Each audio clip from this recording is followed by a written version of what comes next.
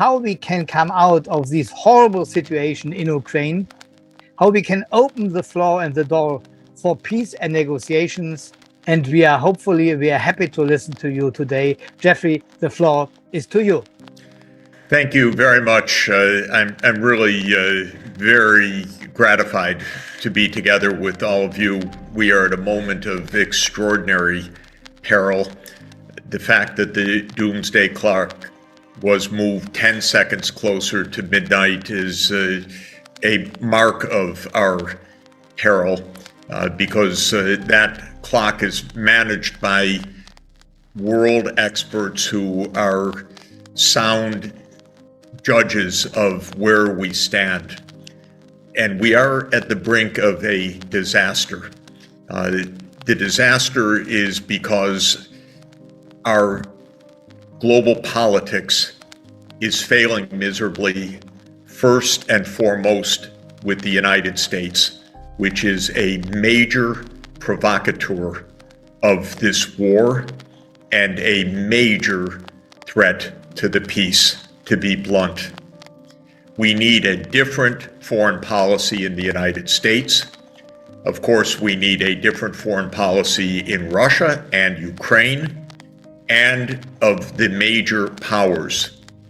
And this has to be a foreign policy to get us off this reckless war between Russia and NATO, which is escalating by the day, because the doomsday clock moved 10 seconds closer to midnight at the same time that the United States and Germany agreed to send new, highly advanced tanks to Ukraine in a guaranteed reckless escalation that brings us closer to nuclear war.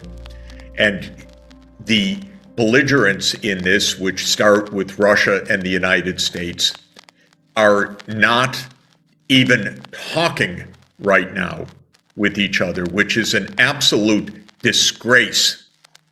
It's worse than 5-year-old children. The idea that you don't even have a discussion between President Biden and President Putin for more than a year, just public posturing, reckless statements about each other without even a phone call.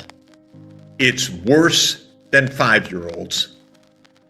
And I give a huge amount of responsibility for this horrible situation to the U.S. government over many years. The reason is this conflict goes back actually more than 30 years to 1990, when President Gorbachev, who I had the honor to help support as an economic advisor to his economic team, unilaterally disbanded the Warsaw Pact military alliance of the Soviet Union. Unilaterally. And when he did it, he received solemn assurances by Germany and the United States that NATO would not fill the vacuum with US-led military bases and alliances. And the United States lied. Not for the first time, by the way. Because as soon as the military alliance of the Soviet Union was disbanded, the neoconservatives in the United States, that is the military-industrial complex and its supporters, began to plot the eastward movement of NATO. And this started already in 1992. And then in the mid-1990s, after President Clinton had told further lies to President Yeltsin, who I also had the honor to help advise, NATO began its enlargement.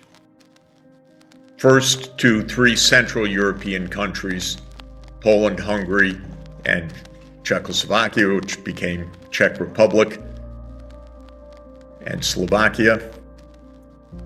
And from then on, the United States has been pursuing its unipolar agenda of moving American bases, weaponry, missile systems, ABM systems further eastward, with the idea in part of surrounding Russia. And this was laid out by Zbigniew Brzezinski in 1997 in his book, The Global Chessboard, where he talked about the geographical pivots, especially the role of Ukraine, as absolutely central stakes in the battle for hegemony between the US and Russia. In 2004, NATO expanded to 7 more countries, including the Baltic states, Romania, Bulgaria, Slovenia, and Slovakia. And then in 2008, George Bush Jr. insisted that NATO would move to Ukraine and to Georgia. And President Putin at the time and in the year before had made absolutely clear that is the ultimate red line for us.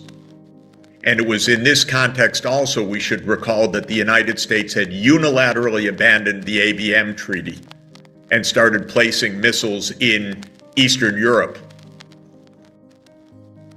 And so in 2008, President Putin already told Bush that this was leading to conflict and that Russia would take Crimea if the US persisted in its move. Then please understand that in 2010, 11, 12, 13, Ukraine tried to walk a delicate balancing act between the United States pressures and Russia. President Yanukovych called for neutrality, which is what he understood rightly to be necessary to save Ukraine from the disaster that it's in right now. The United States could not abide by neutrality. And so the United States contributed to the violent overthrow of Yanukovych in February 2014. We say it's the Maidan Revolution, a spontaneous uprising, but the United States at the most senior levels was involved in that, quote, spontaneous uprising, including the then Assistant Secretary of State, Victoria Nuland, who is now the Undersecretary of State for Political Affairs, and who has been involved in manipulating Ukraine's politics for a decade. She is the inside neocon in the State Department. So this war started, by the way, February 2014, not February 2022. It's a lie that it started February 2022. It started with the overthrow of a government trying to maintain neutrality. And the United States helped put in power extreme nationalists in Ukraine who broke the neutrality